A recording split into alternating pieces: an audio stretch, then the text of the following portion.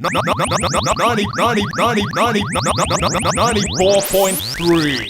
Hey, people, you're listening to 94.3. It's Andy and Jim, and we're the breakfast team, and we've got one hell of a show lined up for you today. That's right, Andy. We have a 94.3 exclusive thanks to the vast amount of money available to the station from our new boss. We are going to get a live satellite link up to local hero and space traveller Fred Harbinger, live from the surface of Mars. This really is quite exciting. It really is. We'll be talking to the first man on Mars. Have we got the line? Hello, Fred? Are you there? Hello, yes, 94.3. I hear you loud and clear. Well, Fred, we've got to say, well done. Well, thank you. A lot of people said it couldn't be done, but I proved them all wrong. I'd like to say hello to everyone who cheered me off at the launch.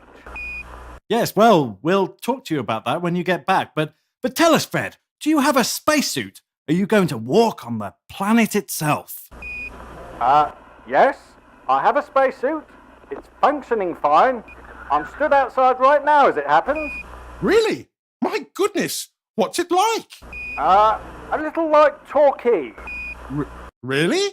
Yes, and somewhat like a vast desert of freezing red dust. Have you taken any photographs? Yes, I've been recording in high definition and streaming the info live back to Earth for the last day and a half now. Oh, shit. So tell us, what did you say? What were the first words when you stepped out onto Mars? I said, this looks like Torquay. You didn't. Yes, and then I said something about it smelling like eggs. So, Fred, what for you now? Experts are saying surely your small ship wasn't carrying enough fuel to get there and back. No, my fuel condition is fine. I should be able to launch back any time within the next few days, and using my solid burning boosters, be able to catch the right trajectory to bring me back home to Earth sometime towards the start of next week. So, Fred, you're a hero, going down in history, the first one-manned, any-manned mission to Mars. Tell me, was it worth it? Not really, no. I've already been to Torquay.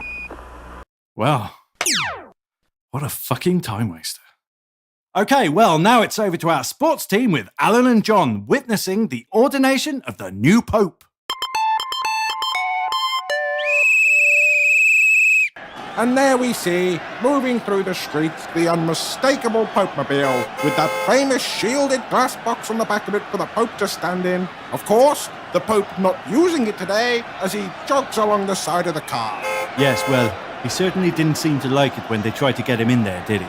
Not at all, Alan. I think the only way you could describe it is to say, well... He freaked out, John. Yes, Alan, he did indeed. But it's nice to see the Pope running and dancing through the streets, meeting and greeting the people, bringing God to them, and it's nice to see him drinking so much water considering he's obviously on ecstasy. Yes, John, a blessed relief and a dramatic departure from his predecessor. Yes, Alan, the Catholic Church has never really condoned drug use, and to see the Pope high on party pills does raise some interesting questions. But for now, it's just nice to see him dancing and skipping through the crowds. Oh no, someone shot him! Well, it had to end that way, really, John. The bulletproof box is there for a reason. Indeed, Alan, and under the influence of illegal narcotic substances, the Pope's judgment has been impaired, and he's ended up paying the ultimate penalty. He's a cockshite, John. A total cockshite. 94.3. Okay, we're back, and you're listening to 94.3 Local Radio. And now over to one of the 94.3 News Team's reporters, Mark Hubble, with the Women's Institute, who are protesting outside the brothel at Market Square. 94.3. Hello, and I'm here with the Women's Institute, who have been protesting outside the Market Square brothel ever since they discovered its existence 3 weeks ago. Mary, how is the protest going? Well, really quite badly at this point. It seems the vast majority of the local residents were as unaware of this place as we were, so our protest has been effectively serving as an advertising campaign for them. Apparently, their business has gone up 300% since we started 3 weeks ago. A disappointing turn of events for you. Yes, and our candlelight vigil is just making it easier for the drunks to find their way here after the pubs turn up. So, do you think you'll bring an end to the protests? Well, to be honest, the amount of damage we've done already really negates any further benefit one way or the other. So, we'll keep on with it just as a matter of principle. And how do you respond to claims that you, the Women's Institute, are actually in business with the brothel? And many of your women here are being forced into prostitution. This so-called candlelit vigil, just one obvious example of that. These claims are simply not true. They are true! All of our women here are protesting against the brothel, not being forced to work inside it. Well, I was going to ask why the candles have to be red. Just a coincidence. Well, I think I'd like to speak to that lady over there. There's no need to speak to any of our members. I'm the official spokesperson for the Institute here. You've got to help us! Yes, I really am going to speak to her. She's simply saying you've got to help us protest against this brothel. Aren't you, Helen? Yes, Mary. What did you just show her? Nothing at all. You just showed her something from your pocket very quickly. It was a gun! Oh my God! It wasn't a gun. Helen here just has an overactive imagination. Perhaps she needs to go and lie down. No, get off me! Help me, please! Where are they taking her? Helen's always been a bit of a troublemaker. But why don't you ask one of my other girls here? I'm sure they won't talk about forced prostitution, will you, girls? No, Mary. No, Mary. Well, okay then. So you perhaps the girl with, What was that? Probably a car backfiring. Helen! You keep your mouth shut, you little bitch. A car. It was just a car.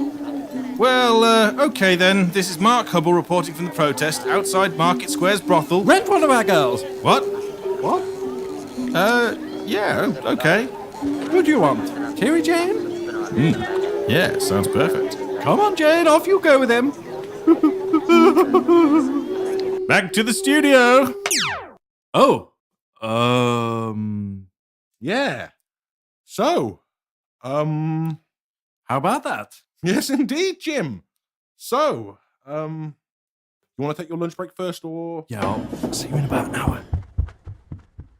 So it's just me here with you for the next hour, and I'll be playing some of the best sounds and coolest tunes this side of the Mendic Valley. So stay tuned, and no need to all rush down to Market Square. We wouldn't want to see a big queue down there before I finish my shift.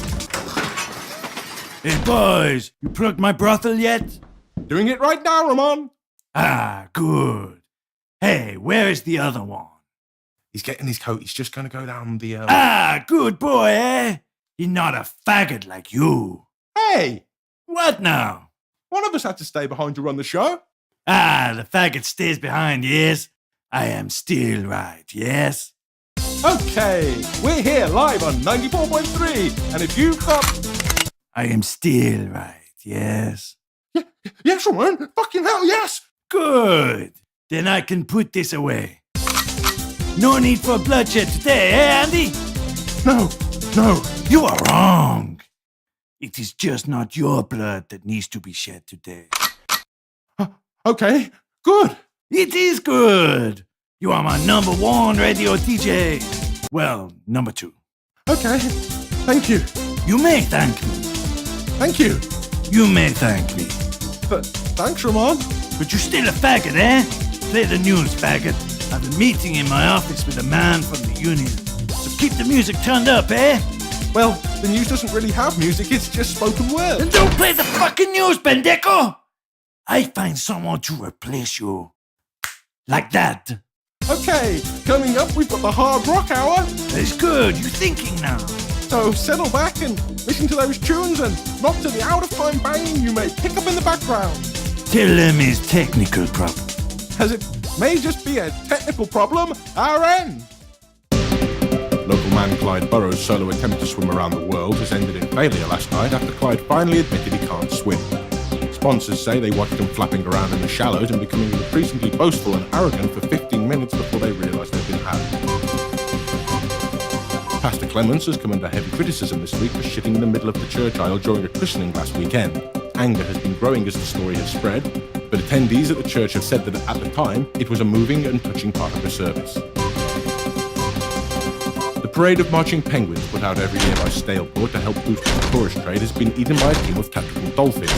Port Stanfair, who have been deploying the team of tactical dolphins since last March, have been accused of attempting to destroy another of its nearby rivals. Port Stanfair is denying all accusations. Local daredevil and stuntman John Hotspur McGintley's funeral is this week after the tragedy at a show where he tried to jump his famous Honda 125 motorbike over a cliff. His manager and family have released a statement saying, "We thought he had some trick up his sleeve." Blackridge Castle has won a lottery grant to restore the remains after the mysterious explosion that levelled it to its foundations recently. Estate owner and recipient of the payout has released a statement saying, "It's not so soon now, but it's still coming." The Blue Cow Air Show ended in tragedy again this year. Organisers say that if they can't get it right next year, they have got no idea how to fix what's going wrong.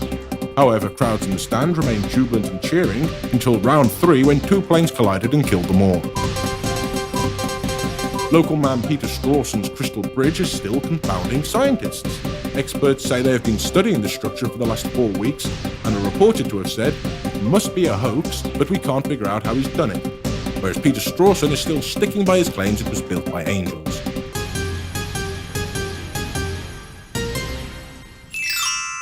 If you fail at romance, feel you never stood a chance. Drink whiskey. 94.3. Hello, I'm Dave Pineglass. And I'm Steve Sparky, and we're here bringing you the breakfast show on 94.3. And if you're wondering where regular Jim and Andy are, then we've got no idea. You see them, yes? Yes, Mr. Ramon. No, mister. It's just Ramon. Yes, Ramon. You don't want to end up like them, eh? No, Ramon. You boys are doing good, eh? No one knows I'm here. 94.3.